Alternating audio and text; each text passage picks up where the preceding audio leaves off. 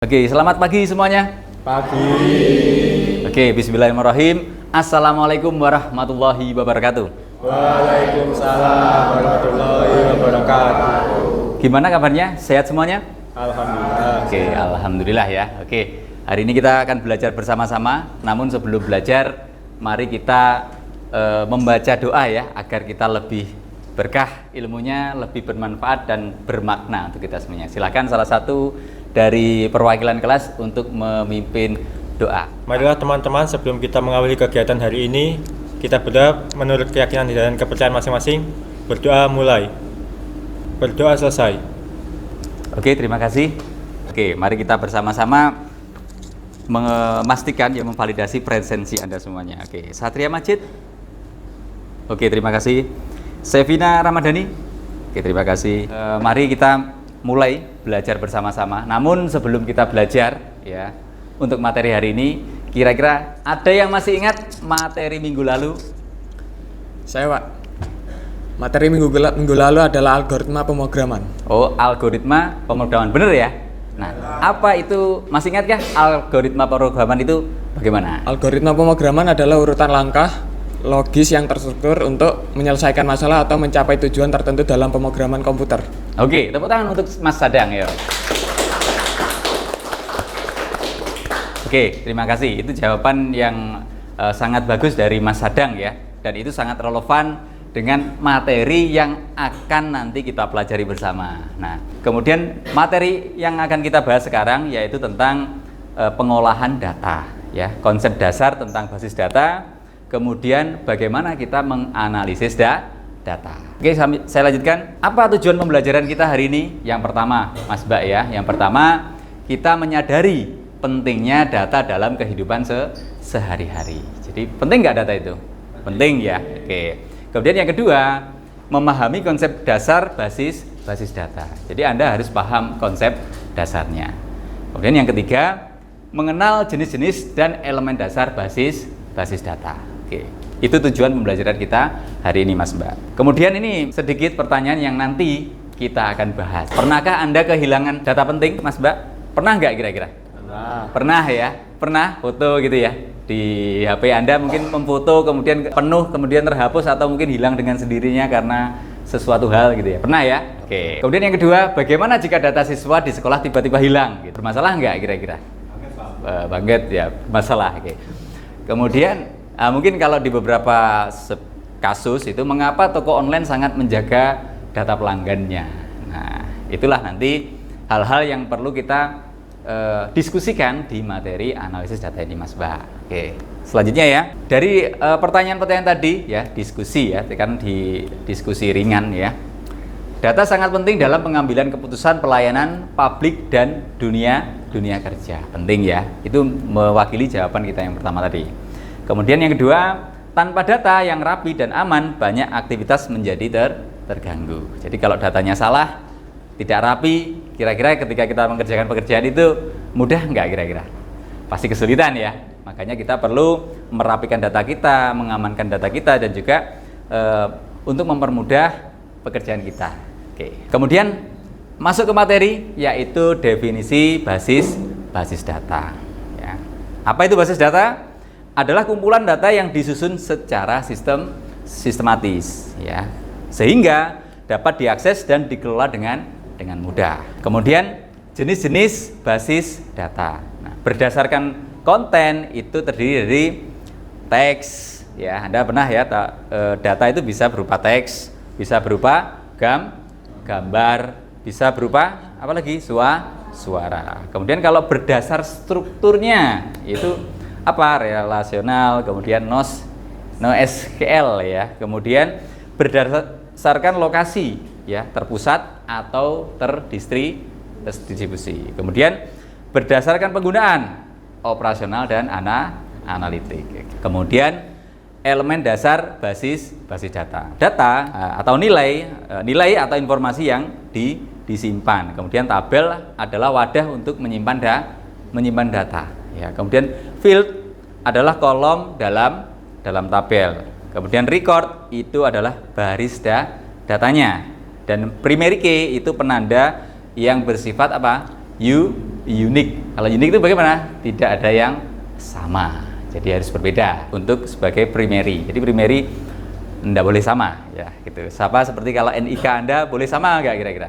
Anda sama. Kemudian contoh ya, ini contoh nyata penggunaan basis data. Yang pertama ya, yaitu sistem absensi digital di sekolah ya. Kemudian yang kedua, aplikasi belanja online. Pasti ini saya dan Anda mungkin sering juga menggunakannya ya. Nah, Shopee, Tokopedia, nah itu Anda biasanya masukkan keranjang kemudian eksekusi, itu sering Anda lakukan ya. Kemudian perpustakaan sekolah ya, sama di perpustakaan sekolah kita kan ada yang online sehingga kita bisa memanfaatkan secara online pelayanan datanya.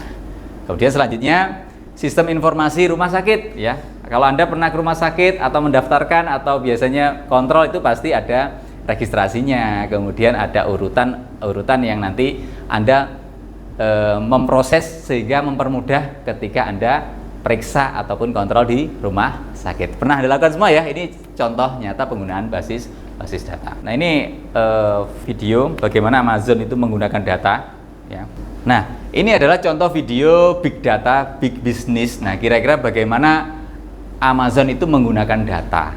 Nah, dari video ini bisa kita simpulkan bahwasanya otomatisasi yang ada di sistem itu seolah-olah membaca pikiran Anda. Padahal sebenarnya dia itu merekam dari aktivitas atau kegiatan yang Anda lakukan pada aplikasi tersebut. Misalkan beli belanja ya, beli belanjanya sering apa gitu, A, B. Nah, itu biasanya akan muncul sebuah penawaran yang seolah-olah itu memberikan tahu isi dalam pikiran Anda. Oh, kok tahu ini saya itu mau beli ini kan begitu. Padahal itu sering Anda buka atau sering Anda kunjungi. Seperti itulah bagaimana big data itu bekerja dalam kolaborasi dengan kecerdasan artifisial gitu.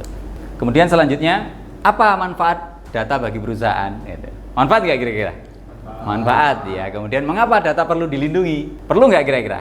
Perlu, karena di sana ada kode unik yang sifatnya privat, tidak semua orang boleh mengkonsumsinya. Kemudian bagaimana data membantu pengambilan keputusan ketika kita berkolaborasi menjalankan sistem informasi itu dengan berkolaborasi dengan apa? Kecerdasan artifisial.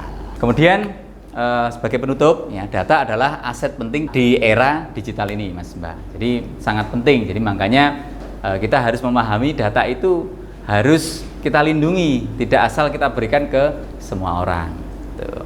Kemudian yang kedua, memahami dasar basis data akan membuka peluang besar di masa depan. Ketika kita paham dasar basis data, maka di masa depan kita punya peluang dan bisa berkarir, bisa bekerja di industri dengan relevan yang sesuai dengan kebutuhan yang di masa depan. Kemudian yang ketiga, tujuannya ini kita mari belajar. Setelah ini kita coba mengkolaborasikan kira-kira dari data yang kita akan olah nanti berkolaborasi dengan kecerdasan artifisial. Sehingga perhitungan nanti akan terjadi otomatis ya.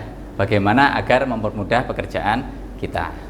Dari materi saya tadi, kira-kira adakah pertanyaan yang mungkin sebelum kita mengerjakan proyek nanti perlu Anda mantapkan materinya? Silakan. Saya Pak. Pak, bagaimana cara memastikan hasil analisis data tetap akurat ketika menggunakan bantuan kecerdasan artifisial? Oke, pertanyaan yang bagus, Mbak. Tadi begini ya, bagaimana cara memastikan hasil analisis data tetap akurat ketika menggunakan bantuan kecerdasan artifisial gitu. Nah, pertanyaan yang luar biasa sekali. Yang pertama, kita harus punya data bersih atau sifatnya relevan. Itu yang pertama. Kemudian yang kedua, algoritma yang kita gunakan nanti itu tepat atau sesuai dengan kebutuhan yang nanti kita akan gunakan. Kemudian yang ketiga, kita perlu memvalidasi dan melakukan pengujian, karena ketika kita membuat rumus ya belum tentu langsung benar ya, pasti kita analisa dulu benar atau sudah mendekati akurat. Kemudian yang keempat, agar tidak bias dan dari kesalahan, kita harus secara rutin melakukan pembaruan model secara berkala. Oke, selanjutnya mari kita coba ya, mencoba mensimulasikan kira-kira bagaimana kita itu mengerjakan pekerjaan yang biasa kita kerjakan manual untuk menganalisis data, dan kemudian nanti kita kolaborasikan dengan kecerdasan artifisial. Oke, saya tunjukkan ya proyeknya ya. Silahkan Anda buka web browser ya, terserah, nanti bisa pakai Chrome, Mozilla ataupun yang lainnya, boleh. Sudah login semuanya? Nah, kalau sudah login, pastikan Anda masuk ke namanya Google Colab sampai tampilannya seperti ini. Nah, sudah semuanya Mas Mbak kira-kira? Sudah. Nah, oke. Kemudian nanti apa ini Google Colab? Ini adalah sebuah aplikasi plugin yang ada di Google yang nanti kita bisa gunakan untuk belajar ya. Kalau nanti Anda ingin yang install bisa pakai Python ya, atau bisa pakai ini dulu nanti diekspor ke Python bisa ya. Pakai ekstensi .py ya. Kemudian ini yang perlu kita nanti uji cobakan ya. Yaitu saya punya sebuah kasus atau data sederhana. Data sederhana isinya adalah nama dan nilai ya. Nanti kita simulasikan bagaimana kita menganalisis itu secara manual dan kita analisis dengan kecerdasan artifisial. Namun sebelum buka ini, pastikan Anda sudah membuka ini ya, Google Colab. Dah ya, tampilannya sudah sampai seperti ini. Nah, kalau sudah, kita coba kembali lagi ke Excel pekerjaan yang sudah saya kirim di Classroom tadi ya. Oke. Coba kita punya sebuah data. Nah, sebuah data ini kalau kita hitung secara manual, misalkan jumlah ya. Ini kalau saya pakai rumus masuk manual seperti ini. Nah, seperti ini ya. Kemudian menghitung rata-rata. Masih ingat ya? Pakai average ya. Ini hasilnya nanti kita padankan. Kita lihat dengan AI yang kita buat ya, kecerdasan artifisial yang kita buat. Kemudian saya menghitung ini ya, jumlah ya. Berapa yang lebih dari standar kelulusan gitu ya. Nah, seperti ini. Ini Anda lihat hasilnya. Ini adalah hasil perhitungan ketika kita menggunakan perhitungan manual atau rumus manual di Microsoft Excel. Nah, kemudian kita buka lagi di Google Colab, Mas Mbak. Anda bisa membuka new notebook ya. Ini sedikit lama karena ada koneksi internet ya. Jadi kita perlu koneksi internet di sini. Oke, pastikan tampilannya sudah masuk ke Google Colab, Mas Mbak. Kalau sudah seperti ini, nah Anda bisa memasukkan coding yang sudah ada di job sheet Classroom Anda. Lanjut lagi. Nah, ini sudah. Kalau sudah masuk, Anda ketik di Google Colab. Nanti silahkan Anda running ya, atau pakai tombol play ini. Seperti ini prosesnya.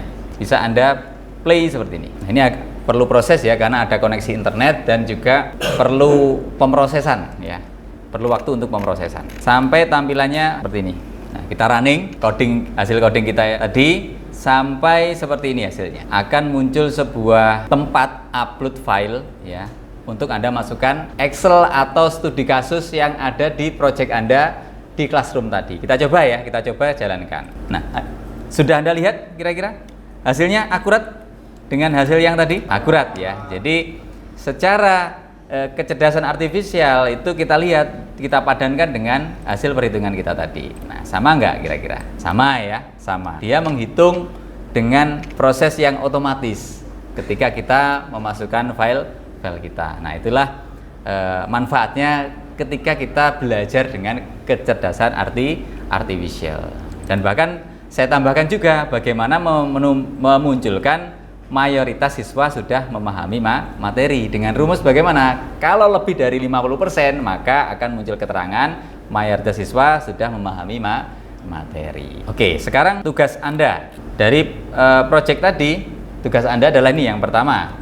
Yang pertama nanti dikirim ke Classroom saya, Anda rubah di codingnya nanti nilai batas kelulusan yang awalnya tadi 75, Anda rubah menjadi 80 ya. Jadi nanti akan berbeda hasilnya. Kemudian yang kedua, tambahkan kolom status otomatis itu menjadi tanda yang menunjukkan keterangan lulus atau tidak lulus ya. Nanti langsung di sebelah kanan tabel Anda gitu ya.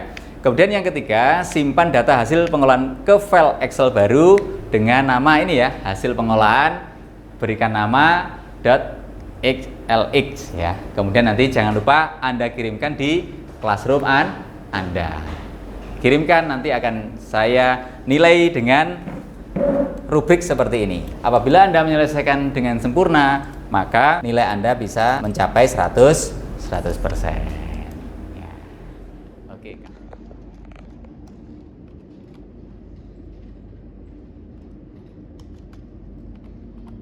Sudah 80 ya? Oh ya, kan tadi 5, sekarang jadi 4. Berarti grade-nya naik, terus yang nggak lulus sekian gitu ya. Oke. Siap, mantap, luar biasa, sudah jadi pekerjaannya ya. Baik Mas Mbak semuanya, kira-kira pekerjaannya sudah selesai? Sudah. Nah, kalau sudah selesai, silakan Anda upload di Google Classroom ya, Google Classroom. Oke, saya pastikan nanti ada 18 siswa ya. Oke, saya cek di sini sudah masuk semuanya. Oke, terima kasih. Untuk menguji seberapa Anda memahami materi ini, nah, mari kita coba bersama-sama untuk menjalankan kuis ya. Kuis di mana kuisnya ini sangat seru ya, yaitu nanti Anda bisa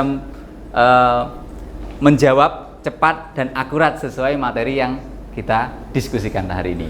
Oke, sudah siap kira-kira? Siap. Sudah pernah ya kita bermain kuis ini ya? Sudah. Kalau sudah, silakan Anda masuk ke kuis ini, Mas Mbak semuanya. Bisa menggunakan komputer Anda untuk menguji pemahaman Anda semuanya. Oke, sudah masuk semuanya? Bisa siap dimulai Mas Mbak semuanya? 1, 2, 3, 3 soal saja. Yang pertama, ini tentang KKA analisis data. Manakah dari langkah berikut yang bukan termasuk dalam proses analisis data? Oke, jawabannya adalah menyebarkan kuesioner yang bukan ya. Nah, yang tertinggi sementara adalah Selvia ya, Selvia. Jenis grafik apa yang paling sesuai untuk menampilkan perbandingan kategori data? Oke, sudah ya. Nah, kita lihat sama-sama klasemen sementara. Mari kita lihat sama-sama ya. Ini adalah soal terakhir dan penentu kita belajar hari ini ya. Setiap kolom dalam sebuah tabel basis data mempresentasikan A. sebuah baris data, B. kumpulan tabel, C. atribut atau karakteristik data, D. kunci primer. Anda jawab yang paling tepat. Nah, jawabannya adalah atribut atau karakteristik data. Oke, kita lihat klasemen terakhir. Ini adalah juaranya. Nomor 3 siapa nih? 3 Rau, Selvia, dan siapa tadi tiganya? Oh ini ya, Fadil Baya, Selvia, Rau. Silahkan maju ke depan untuk mendapatkan hadiah. Tepuk tangan untuk kita semuanya, ayo. 1 siapa? Oh iya, ini 1 ya, 1 ini. Ini 2, 3, oke. Oke, silahkan kembali ke tempat ya. Oke, terima kasih. Dari apa yang kita pelajari hari ini, nanti akan bisa menunjukkan kesimpulan ya, ternyata ini tadi ya yang sudah berhasil menuntaskan kuisnya. Nah, ada satu pertanyaan sebagai penutup. Nah, untuk Anda, nah mungkin ada yang mewakili dari belajar kita hari ini, jadi kelas belajar kita hari ini, apa hal baru yang Anda pelajari hari ini? Saya Pak, menurut saya hari ini saya dapat belajar bagaimana analisis data dapat dikolaborasikan dengan kecerdasan artifisial untuk menghasilkan informasi yang lebih akurat dan cepat. Oke, terima kasih. Tepuk tangan untuk Mas Tony ya. Ya benar ya, jadi deskripsi dari Mas Tony hari ini kita telah mempelajari bagaimana kita melakukan analisis data, kemudian bagaimana kita meningkatkan dengan kolaborasi dengan apa tadi? Kecerdasan artifisial. Nah, semoga pengetahuan ini dapat kalian terapkan untuk menghasilkan informasi yang lebih akurat dan bermanfaat. Nah, untuk menambah makna belajar kita hari ini, menambah keberkahan belajar kita hari ini, mari kita tutup belajar hari ini dengan doa. Mungkin itu dari saya, silakan salah satu untuk memimpin doa. Marilah teman-teman, sebelum kita mengakhiri kegiatan hari ini, kita berdoa menurut keyakinan dan kepercayaan masing-masing. Berdoa mulai, berdoa selesai. Oke, terima kasih atas semangat belajar Anda semuanya. Mudah-mudahan apa yang kita pelajari hari ini bermanfaat, berkah untuk kita semuanya. Saya akhiri pertemuan kali ini, mudah-mudahan bermanfaat. Assalamualaikum warahmatullahi wabarakatuh. Waalaikumsalam warahmatullahi wabarakatuh.